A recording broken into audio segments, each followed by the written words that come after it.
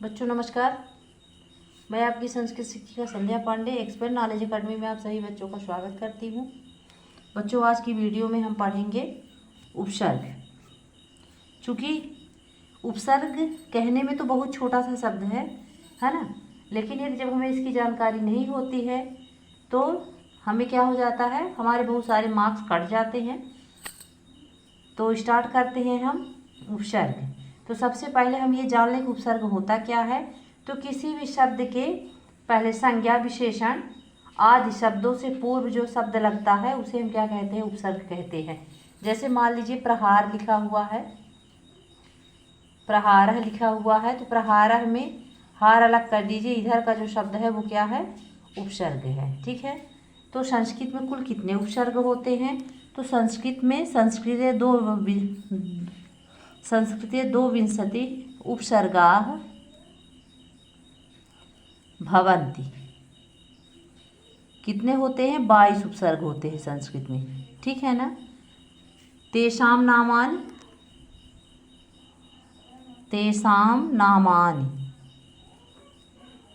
सन्ति। उनके नाम क्या क्या है यहाँ पे आप देखिए। ठीक है। 22 अर्थात 22 उपसर्ग होते हैं। चलिए देखते हैं कौन कौन से उपसर्ग हैं। तो पहला उपसर्ग हम लिख लेते हैं। पहला है हमारा प्रा। ठीक है। पहला है हमारा क्या, प्रा। दूसरा है परा। तीसरा है अप। फिर है सम। सम हो गया। फिर 5 नंबर है हमारा अनु। सबका अर्थ भी हम बताएंगे, है ना। बस आप इसे ध्यान से देखिएगा। अर्थ सहित बताएंगे और शब्द भी बताएंगे कि शब्द कैसे बनते हैं। तो ये हो गया हमारा निश, हल लगा हुआ है ना, ये क्या है, निश। फिर है 8 नंबर नीर। फिर 9 नंबर है दूर। 10 है दुष। ये देखिए हल लगा दिए हैं। 11 नंबर है वी। फिर 12 नंबर है आ। ठीक। 13 नंबर नी। 14 है आधि। फिर 15 नंबर कौन सा हमारा उपसर्ग हो जाएगा, अब। 16 अति। फिर 17 अर्थात 17 शु। 18 है हमारा उत। 19 है अभी। फिर है 20 में देखिए क्या है, 20 में है प्रति। ये सारे उपसर्ग हैं बच्चों, ध्यान देना है आपको। 22 है परि।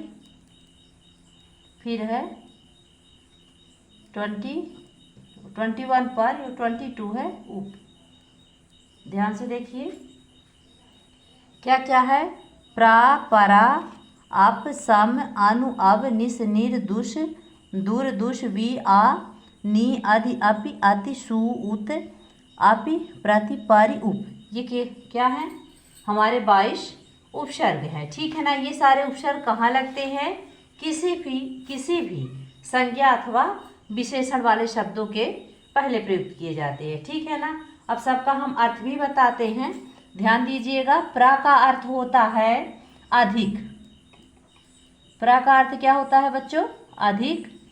फिर हम ये भी बताएंगे इनसे शब्द कैसे बनते हैं। ठीक है ना। फिर परा जो है, तो परा का अर्थ होता है पीछे। बहुत सारे इसके शब्द हो जाते हैं, जैसे मान लीजिए पीछे हो गया, विपरीत हो गया। ठीक है ना। और विरोध में, है ना, इस तरह से परा शब्द का हो गया। आपका अर्थ होता है हीनता। आपका अर्थ क्या होता है, हीनता। जैसे अपशब्द, तो शब्द जो है, शब्द में हमने क्या जोड़ दिया, अप जोड़ दिया, तो इससे क्या हो गया, जो शब्द था वो शब्द से हीन हो गया है, इसीलिए अपशब्द कहलाया। ठीक है ना। फिर सम हो गया। सम का अर्थ होता है अच्छी तरह। सम का अर्थ क्या होता है? अच्छी तरह। ठीक।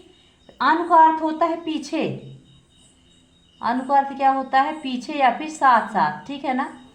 फिर देखिए अब का अर्थ भी होता है हीनता, ध्यान रखिएगा। ठीक। फिर निस का अर्थ होता है रहित होना, कि जैसे मान लीजिए निष्कलंक हो गया है ना, तो अर्थात कलंक से रहित। ठीक है ना, रहित होना। ठीक। फिर इसके बाद हमारा आ गया निर का अर्थ होता है निषेध, किसी चीज को रोकना, मना करना, वर्जित करना। ठीक है ना।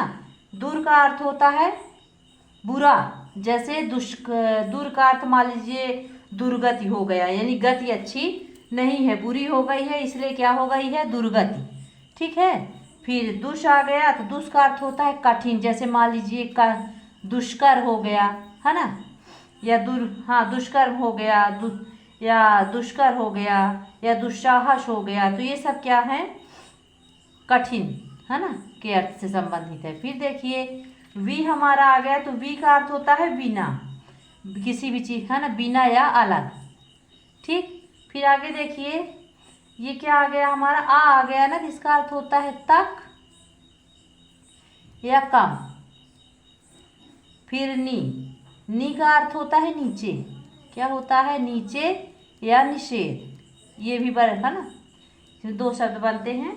अधि आ गया, अधि का अर्थ होता है अधिकता, सीधा सा शब्द आप जान लीजिए, अधि का अर्थ क्या होता है? अधिकता। फिर आगे देखिए आप क्या अर्थ होता है? भी। देखिए जानते हैं बच्चों क्या है? कुछ उपसर्ग युक्त शब्द भी क्या है? अव्यय है ना। इसमें आपको जब हम अव्यय पढ़ाएंगे तो इसमें कुछ ऐसे शब्द हैं जो आपको अव्यय के रूप में मिलेंगे, तो ये जान लीजिए कि कुछ उपसर्ग युक्त जो शब्द होते हैं वो भी अव्यय कहलाते हैं। ठीक है, इस चीज को आप ध्यान में रखिएगा। अति का अर्थ भी क्या होता है? कहते हैं ना अति सर्वत्र वर्जेत, तो अति का मतलब भी होता है अधिक। ठीक है। फिर इसके बाद देखिए सु का अर्थ होता है सुंदर, अच्छा। ठीक। उत का अर्थ होता है ऊपर। ठीक है। फिर अभी आ गया हमारा, अभी का अर्थ होता है जैसे मान लीजिए अभिता का अर्थ क्या होता है? अभी में ता प्रत्यय लगा देंगे तो अभिता का अर्थ हो जाएगा चारों ओर। ठीक है ना। तो चलिए अभी क्या अर्थ हो जाएगा हमारा? और या चारों तरफ ही हम लिख लेते हैं, ठीक रहेगा ना, चारों तरफ। ठीक। प्रति का अर्थ होता है की ओर, है ना, जैसे बच्चा विद्यालय की ओर जा रहा है, की ओर, या फिर उल्टा। फिर आ गया परि का अर्थ भी क्या होता है? परितः, है ना, अभितः परितः, था ना, अर्थ दोनों का सेम ही होता है। ठीक है, चारों ओर। फिर आ गया उप का अर्थ होता है निकट या पास, जैसे मान लीजिए उपगंगम आ गया तो गंगाया समीपम, है ना, तो इसका अर्थ हो जाए यानी कि उपगंगम यानी गंगा के निकट या गंगा के पास। ठीक है। अब चलिए इससे शब्द कैसे बनते, खाली हम एक एक दो शब्द बताएंगे। ठीक है ना बच्चों, चलिए स्टार्ट करते हैं। तो हमारा पहला शब्द है, तो पहला हमने आपको बताया भी था, जैसे प्रहारा। क्या है ये? प्रहारा। तो इसमें से हमने हार अलग कर दिया, तो प्रा बस हमारा क्या बचेगा। इसी तरह से क्वेश्चन आते हैं कि निम्नलिखित में से, है ना, अधोलिखितेषु पदेषु, है ना, कः प्रत्यय अस्ति या प्रत्ययम चित्वा लिखत। तो आप यदि ये 22 उपसर्ग अच्छे से तैयार कर लिए हैं तो कोई भी शब्द दिया रहेगा तो आप तुरंत जो है तो क्या करेंगे, उपसर्ग चुन करके लिख सकते हैं। ठीक है ना। प्रहार हो गया, है ना, या फिर प्रणामा हो गया। इसी तरह से बहुत सारे शब्द होंगे, इस शुरू में लगे होंगे जो शब्द जिसको आप पढ़े रहेंगे तो वो हमारा क्या हो जाएगा, उपसर्ग होगा। परा का जैसे मान लीजिए पराजय, ठीक है ना, या पराभव, इसी तरह से शब्द बनते हैं। तो ऐसे फिर अप आ गया हमारा, तो आपका जैसे अभी हमने बताया ही था आपको कि अप का हो जाएगा, मान लीजिए अपशब्द, अप शब्द, ठीक है ना, अपशब्द हो गया, अपवाद हो गया। ठीक। तो ये हो गया हमारा क्या, आप। फिर सम, जैसे संस्कृत शब्द जैसे आता है संस्कृत, तो अच्छी तरह से कृत मतलब कि रचा गया, क्या कहलाता है, संस्कृत कहलाता है। तो इस संस्कृत में भी यहाँ ये ध्यान देने की चीज़ ये है कि ये देखिए माँ के नीचे हल है, तो जिस जिस अक्षर में माँ लगा हल लगा हुआ है लास्ट वाले में, तो वो सारे अक्षर जो है तो जब शब्द बनते हैं तो उसमें ये आधे हो जाएंगे, ध्यान रखिएगा। तो हमारा ये जो माँ है तो ये बिंदी के रूप में ऊपर चला गया, ठीक है ना। संस्कृता, तो यदि संस्कृत में अक्सर पूछा जाता है कि संस्कृत में जो है तो कौन सा उपसर्ग है, तो उसमें ऑप्शन में करके कुछ इस तरह से दे दिया जाता है, संस ऐसे दे दिया जाता है, शम दे दिया जाता है, और इसी तरह से कई शब्द दे देते, तो हम क्या हो जाते हैं, कंफ्यूज हो जाते हैं, है ना। अब पता नहीं कर पाते कि संस्कृत में कौन सा उपसर्ग होगा, ठीक है ना। तो संस्कृत में कौन सा उपसर्ग होगा, सम उपसर्ग होगा, ध्यान रखिएगा अच्छे से। संस्कृता में कौन सा उपसर्ग होगा, सम उपसर्ग होगा, ठीक है ना। और जैसे मान लीजिए संकल्प भी दे देते हैं इस तरह से, है ना, संकल्पा। तो ये जो हमारा माँ था तो क्या चला गया, बिंदी के रूप में ऊपर चला गया, यानी कि अनुस्वार के रूप में ऊपर हो गया। अनु का अर्थ होता है पीछे या साथ, हम आपसे बताए थे। जैसे मान लीजिए कि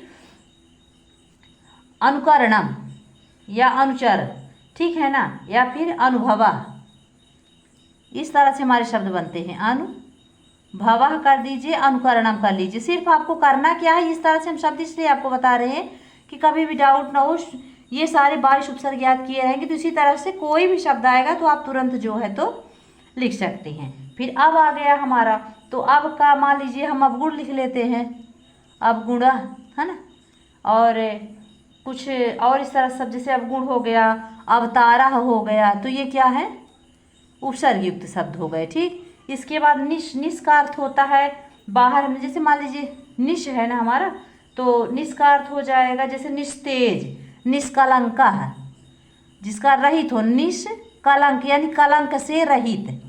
निष्कलंका का अर्थ क्या हो गया, कलंक से रहित हो गया, ठीक है ना। और जैसे मान लीजिए क्या कहते हैं, निस्तेजा यानी तेज रहित, निस्तेज। ये देखिए जिस शब्द में हल लगा हुआ है वो शब्द को ध्यान से आप देखिए, सब अधूरे हो गए हैं, ठीक है ना। फिर निर आ गया हमारा, तो निर का जैसे मान लीजिए निर का अर्थ क्या होता है, बाहर, ठीक। जैसे मान लीजिए निर्गच्छति, निर्गच्छति, इसमें भी देखिए रा के नीचे हल लगा हुआ है, रा के नीचे क्या लगा हुआ है, हल लगा हुआ है, ठीक है ना। तो निषेध है, या फिर आप बाहर भी लिख सकते हैं इस तरह से। तो निर्गच्छति यानी बाहर जाती हुई, ठीक है ना, या निकलती हुई। निर्गच्छति का मतलब होता है निकलती हुई, ठीक है ना। तो निर्गच्छति हो गया, और एक और भी कुछ लिख लीजिए, निरपराधा लिख लीजिए, या निरुपाय लिख लीजिए, ठीक। निरपराधा, अपराध से रहित, ठीक। इसके बाद हमारा क्या आ गया, दूर आ गया, तो दूर का अर्थ होता है बुरा, तो दूर से हम ऐसे बना सकते हैं, दुर्गति ही बना सकते हैं, ठीक है ना। और दुर्व्यवहार भी बना लेंगे, जिसका व्यवहार अच्छा नहीं है, बुरा है, तो वो क्या कहलाया, दुर्व्यवहार, ठीक है। आगे चलिए, फिर आ गया हमारा क्या, दुष आ गया। दुष का अर्थ होता है कठिन, दुष का अर्थ क्या होता है, कठिन। तो जैसे मान लीजिए जिसके कर्म अच्छे नहीं हैं, है ना, दुष्कर्म, है ना। फिर दुस्साहस, है ना, साहस नहीं है ना, तो क्या कहलाया, दुस्साहसा। तो इस तरह से आधे शब्द यदि आते हैं तो आपको ध्यान देने की जरूरत ये है कि ये हल युक्त शब्द है, जो उसी में ये क्या है, जो शब्द बने हैं तो वो क्या है, अधूरे बने हैं, मतलब कि आधे आधे बने हैं। और बी का अर्थ होता है बिना या अलग होना, तो मान लीजिए बी से हमारा क्या बन गया, बिचला बन गया, है ना, बिचला हो गया, और वियोगा हो गया। बनते बहुत सारे शब्द हैं, तो बस छोटे छोटे शब्द हम आपको बता रहे हैं। वियोगा हो गया, ठीक। फिर आ से हमारा अजन्मा हो गया, अजन्मा, ठीक। आकंपा मतलब जिसका जन्म नहीं हुआ है, अजन्मा है। आमरणम जिसकी मृत्यु नहीं हुई, आमरणम लिख लीजिए एक, है ना, जिसकी मृत्यु नहीं हुई है। फिर इसके बाद नी आ गया, नी का अर्थ हमने आपसे क्या बताया था, नीचे या नीचे, तो निपात हो जाएगा, निपाता, ठीक है ना, नीचे गिरा। और निकृष्ट हो गया, निपतित हो गया, या निवारणम लिख लीजिए, ठीक, इस तरह से। फिर नेक्स्ट देखिए, अधिक का अर्थ होता है अधिक, तो अधिकार, जैसे अधिकारी वर्ग हो गया, है ना, अधिकारी लिख लेते हैं, ठीक है। अधिकारा लिख लीजिए, अधिकारी लिख लीजिए, है ना, या फिर अधिशासी लिख लीजिए। इस तरह से शब्द हमारे बनते हैं, अधिशासी। फिर है आपी, आपी का अर्थ क्या होता है, भी होता है। आपिधानम, आपिधानम, और इसी तरह से बहुत सारे शब्द आते हैं। फिर आ गया हमारा अति, अति का अर्थ भी होता है अधिकता, तो अतिक्रम हो गया, अतिक्रमा हम लिख लेते हैं, ठीक है। और या अत्याचार लिख लेते हैं, इसमें आधा ता आ गया, अत्याचार भी। अतिधनाचार संधि विच्छेद करेंगे तो तुरंत शब्द हमारा नया बन जाएगा, ठीक है ना। अतिधनाचार है अर्थात अत्याचार। फिर उत का मतलब होता है ऊपर, तो उत्कर्ष है ना, यानी कि उत्कर्ष, श्रेष्ठ, चरम जिसको बोलते हैं, ठीक है ना। फिर इसके बाद क्या है, उत्कर्ष लिख लिए। इसी तरह से कुछ और शब्द हम ढूंढ लेते हैं, मान लीजिए जैसे हो जाएगा उत्कर्ष हो गया, उत्कृष्ट हो गया, ठीक है ना, ठीक, जो एक्सीलेंट होता है उसको उत्कृष्ट बोलते हैं, ठीक है ना। फिर आ गया हमारा उत का अर्थ होगा ऊपर, आपसे हमने बताया ही था, है ना। सॉरी, एक मिनट, थोड़ा सा डिस्टर्ब हो गया बच्चों। उत्कर्ष के ये शब्द दो बने हैं यहाँ, है ना, उत्कर्ष यहाँ बन जाएगा हमारा, ठीक, ऐसे। और उत्कृष्टा हो गई, ये सु का है ना, सु यानी अच्छा होता है, तो सु का हम बना लेते हैं सूक्ति। शुद्ध एक ही शब्द आप बना ले, बनाने को बहुत सारे हो जाएंगे, बोल दे रहे हैं। जैसे सूक्त यानी अच्छी तरह से, उक्ति यानी बोला गया, सूक्त कहलाता सुकर्म, अच्छा कर्म, स्वागत। तो इस तरह से शब्द जो है, तो स्वागत शब्द भी यदि आता है तो उसमें भी जानते हैं सु उपसर्ग लगेगा। जैसे स्वागतम लिखा हुआ है, स्वागतम, तो उसमें कौन सा उपसर्ग लगेगा, सुधन आगतम। संधि विच्छेद भी कभी कभी कर लिया करें, है ना, सुधन आगतम यानी अच्छा आगत, ठीक है ना, सुआगतम यानी अच्छी तरह से आव भगत जिसका हुआ तो वो क्या कहलाया, स्वागत कहलाया। अब यानी होता है चारों ओर, ठीक है ना, तो अभिगमन हो गया, अभिमान हो गया, चारों ओर या और कुछ भी करिए तो हो जाएगा। इस तरह से शब्द हमारा क्या बनेगा, मान लीजिए हम बनाते हैं तो एक शब्द हमारा बन जाएगा अभिमाना, है ना, और एक शब्द कुछ इस तरह से बना लीजिए, अभिनय बना लीजिए, तो हमारा उपसर्ग युक्त शब्द बन गया, ठीक है। फिर अब कितने बच्चे हैं, प्रति बचा है ना, तो प्रति का और या उल्टा हमने बताया था, तो ऐसे बना लीजिए, प्रतिवाद बना लीजिए, प्रतिवाद या फिर प्रतिध्वनि, प्रतिध्वनि, ठीक। फिर है परि यानी चारों ओर, तो परिताप, परिताप और परिहारा, ठीक है, परिहारा।